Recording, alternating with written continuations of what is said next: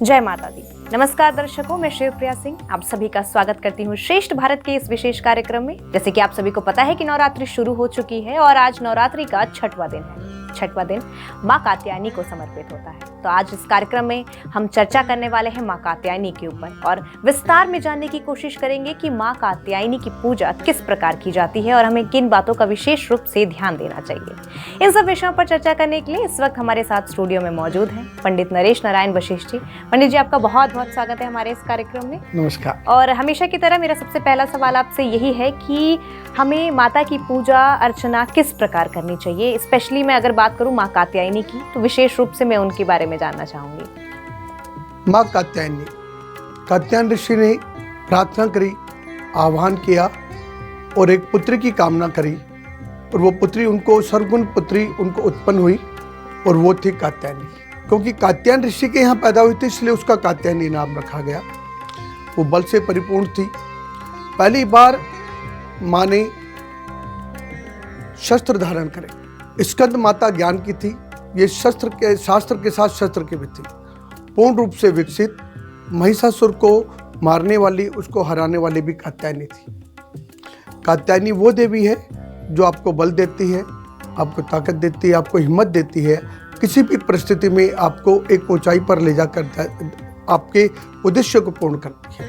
माँ कात्यायनी वो देवी है जिस देवी की आराधना से हम अपने मन में किसी प्रकार के राक्षस रूपी विचारों से भी लड़ सकते हैं।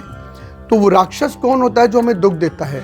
रोग है, कर्ज है, कष्ट है, दुख है, दारिद्र है, कोर्ट है, कचहरी है, थाना है, फाइनेंस है, लेन देन है, डिप्रेशन है, डिस्टर्बेंस है, ये सब राक्षस ही तो है। हमें से राक्षसों से लड़ने के लिए जो ताकत चाहिए वो माँ कात्यायनी की है। मानसिक रूप से सबल करती है, शारीरिक रूप से बल देती है और किसी भी परिस्थिति में अपने आप को स्ट्रॉन्ग बना कर रखती है, वो कात्यायनी है। कात्यायनी वो देवी है जिस देवी की आराधना लगभग सबको करनी चाहिए। ये किसी व्यक्ति विशेष की नहीं, जैसे स्कंद माता में छात्रों का महत्व था, लेकिन ये सबकी देवी है। सबको बल चाहिए, सबको बुद्धि चाहिए, सबको विद्या चाहिए, सबको ज्ञान चाहिए, तो कात्यायनी की पूजा करें। कात्यायनी हरे रंग में वास करती है। अशोक के और आम के पत्तों से माँ के दरबार को सजाए, दूर्वा उनको अर्पित करें। हरे रंग के फूल भी आते हैं, फूल भी दें। हरे रंग के फल उनको अर्पित करें। विशेषकर घिया की सब्जी और घिया की बर्फी का महत्व माना जाता है, वो हरे रंग की होती है, उसको अर्पित करें। माँ प्रसन्न होगी, आपके कार्य सिद्ध करेगी, आपको मानसिक बल देगी, आपको शारीरिक बल देगी, आपको आर्थिक बल देगी, आपको पारिवारिक बल देगी। आपको बल चाहिए। बल कोई शरीर नहीं है, बल बेसिकली वो है जो आपको लड़ने की ताकत देता है। आप मानसिक रूप से कमजोर है तो मानसिक बल चाहिए, आप आर्थिक रूप से चाहिए तो आर्थिक बल चाहिए। तो माँ कात्यायनी वो देवी है जो आपको बल देती है और शस्त्र देती है, शास्त्र देती है और आपको लड़ने की ताकत देती है। जी, आपने जैसे कहा कि हरे रंग से माँ का कनेक्शन है, तो कहीं ना कहीं ये हमारे बुध ग्रह को भी मजबूत करती हैं फिर तो? इसमें थोड़ा सा ज्योतिष के अंदर भेद है। अक्सर लोग ग्रह से रंगों को जोड़ते हैं, हम देवी से रंगों को जोड़ते हैं। कात्यायनी शुक्र की देवी है। कात्यायनी देवी का एक बहुत बड़ा प्लस पॉइंट है कि ये विवाह से संबंधित बाधाएं दूर करती है। हमारे यहाँ जब विवाह में बाधा आने लगती है तो हम कहते हैं कि कात्यायनी की आराधना करो। कात्यायनी के दो ही शक्तिपीठ हैं। एक है जगन्नाथपुरी, वहाँ कात्यायनी के पीठ है। दूसरा वो आह्वान था, वो था वृंदावन में। आपके विवाह में देरी हो रही है, आपके विवाह से संबंधित बाधाएं आ रही हैं, कंफर्म होकर रिश्ते खत्म हो रहे हैं, तो आप वृंदावन में, जैसे लोग बिहारी जी को जानते हैं वैसे कात्यायनी शक्तिपीठ को जानते हैं। हम अपने क्षेत्र की बात करेंगे तो इस क्षेत्र के अंदर वो है, नहीं तो जगन्नाथपुरी में है।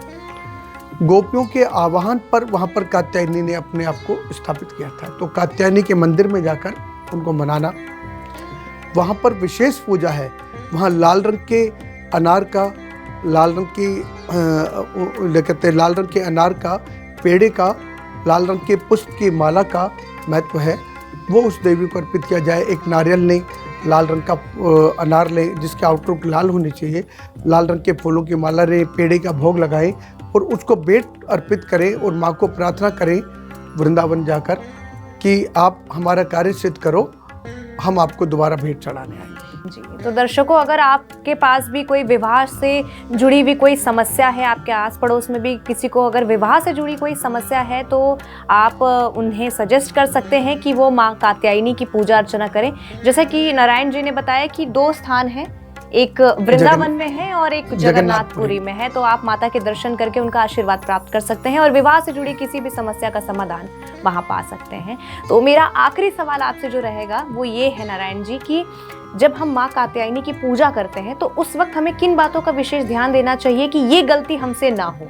माँ कात्यायनी की पूजा को किस समय ना शोर पसंद नहीं है, शोर, तो शांत वातावरण, तो ब्रह्म काल में इसकी पूजा का महत्व है। सवेरे अर्ली मॉर्निंग करें, थोड़ा जल्दी करें। अच्छा, ब्रह्म मुहूर्त को लेके एक थोड़ा सा कंफ्यूजन है कि 4 से 5 को ब्रह्म मुहूर्त कहा जाता है या 3 से 5 को? नहीं, 4 से 5 को। कलयुग में व्यवस्थाएं बदलती हैं। 4 से 5 को हमारे यहाँ कहा जाता है क्योंकि पहर है जी, तो उस पहर के हिसाब से 4 से 5 को बोला जाता है। तो ब्रह्म मुहूर्त में करें, 4 से 6 के बीच में करें, जबकि सूर्य उदय होने से पहले उसकी पूजा का ज़्यादा महत्व है। सूर्य अस्त के बाद भी उसका महत्व है, मतलब जब शांति हो, शोर ना हो, कुछ ना हो, ताकि जब हम आराधना करें तो वो आराधना ठीक लगे। जी हाँ नारायण जी, आज आपने माँ कात्यायनी के ऊपर बहुत ही गहरी जानकारी दी और मुझे उम्मीद है कि हमारे दर्शकों के लिए ये जानकारी काफ़ी ज़्यादा फायदेमंद साबित होगी। हमारे स्टूडियो में आने के लिए आपका बहुत बहुत धन्यवाद पंडित जी। जय माता दी। तो दर्शकों, आज के इस कार्यक्रम में हमने बात की माँ कात्यायनी के ऊपर। माँ कात्यायनी की पूजा नवरात्रि के 6वें दिन की जाती है। आज हमने विस्तार में जाना नारायण जी से कि किस तरीके से माँ कात्यायनी की पूजा अर्चना करनी चाहिए और हमें किन बातों का विशेष रूप से ध्यान रखना चाहिए।